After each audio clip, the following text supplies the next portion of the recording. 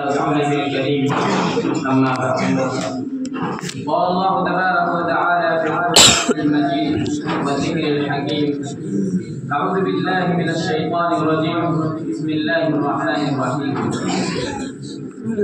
ذلك الكتاب لا ريب فيه هدى للمتقين وقال النبي صلى الله عليه وسلم خيركم من تعلم القرآن وعلمه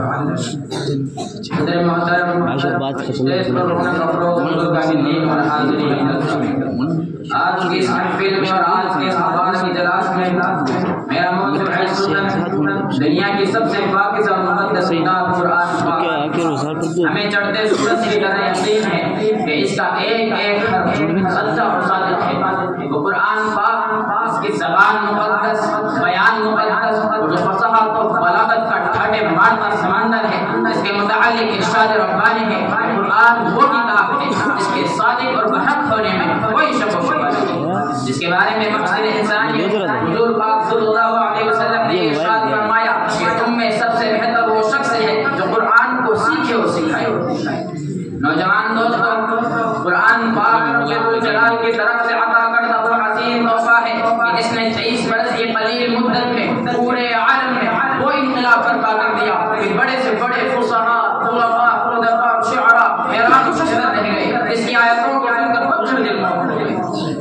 دوستو، یہی وہ قرآن ہے جو کی دنیا تک کے انسانوں کے لیے سلامت، ہدایت اور رحمت ہے۔ یہی وہ قرآن ہے جس کی برکت سے جنات و شیاطین کا آسمانوں پر جانا بند ہوا۔ یہی وہ قرآن ہے جس کی بدولت میں حضور حقیقی کی رضا نصیب ہوتی ہے۔ یہی وہ قرآن ہے جو سچائی اور امانتداری کا درس دیتا ہے۔ یہی وہ قرآن ہے جس کی بدولت عمر فاروق رضی اللہ عنہ کو ایمان نصیب ہوا۔ یہی وہ قرآن ہے جس کی نظیر پیش کرنے سے ساری دنیا عاجز و قاصر رہی۔ یہی وہ قرآن ہے جس کا مثل پیش کرنے سے عرب کے فصیح و بلیغ زبان دانی کا دعویٰ کرنے والوں نے گھٹنے ٹیک دیے۔ یہی وہ قرآن ہے جس کی حفاظت کا وعدہ خود خالق کائنات نے فرمایا۔ یہی وہ قرآن ہے جس کی برکت سے جڑے چمن میں باہر پیدا۔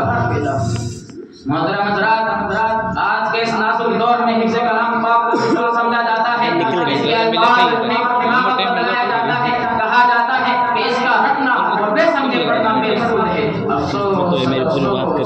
اس قرآن پاک کے بارے میں ہمارے خیال کہ اس کے بارے میں شہنشاہ تاجدار مدینہ سرور کائنات خاتم الانبیاء پیارے محمد رسول اللہ صلی اللہ علیہ وسلم نے ارشاد فرمایا کہ کل قیامت کے دن حافظ قرآن سے کہا جائے گا کہ قرآن پڑھتا جا اور جنت کے درجوں پر چڑھتا جا اور ٹہر ٹہر کر پڑھ جیسا کہ دنیا میں ٹہر ٹہر کر پڑھا کرتا تھا۔ بس تیرا مقام اور ٹھکانہ وہی ہے جہاں آخر پہنچے۔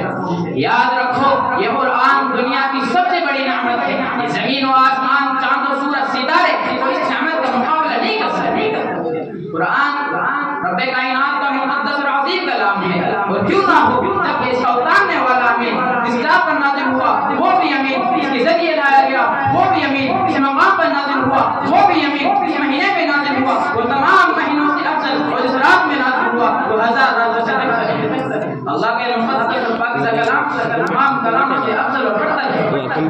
حدیث پاک میں آتا ہے فضل کلام اللہ علی سائر الکلام فضل اللہ علی خلقہ۔ اللہ کے کلام کو سب کلاموں پر ایسی ہی فضیلت ہے جیسے کہ خالق کائنات کے تمام مخلوق پر۔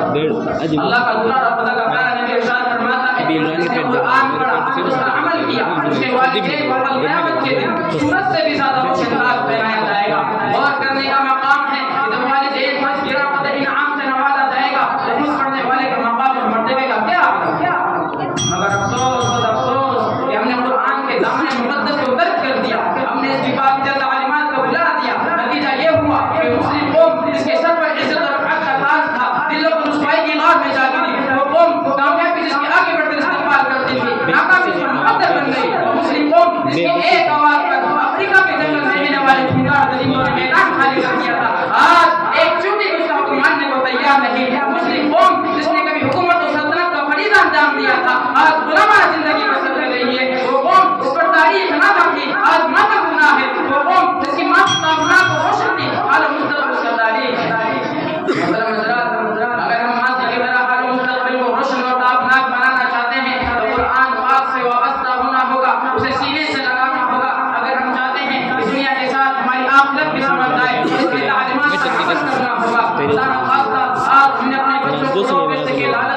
دین سے دور رکھا اور ہماری نسل دنیا میں اخروی نعمتوں کے بجائے دنیا میں ڈگریوں پر رہی. یاد رکھیے خدا کے یہاں اسی پر میں اپنا پہلو ختم کرتا ہوں. دعا کیجیے کہ اللہ تعالیٰ تمام مسلمانوں کو قرآن سیکھنے سکھانے اور اس پر عمل کرنے کو توفیق نصیب فرمائے.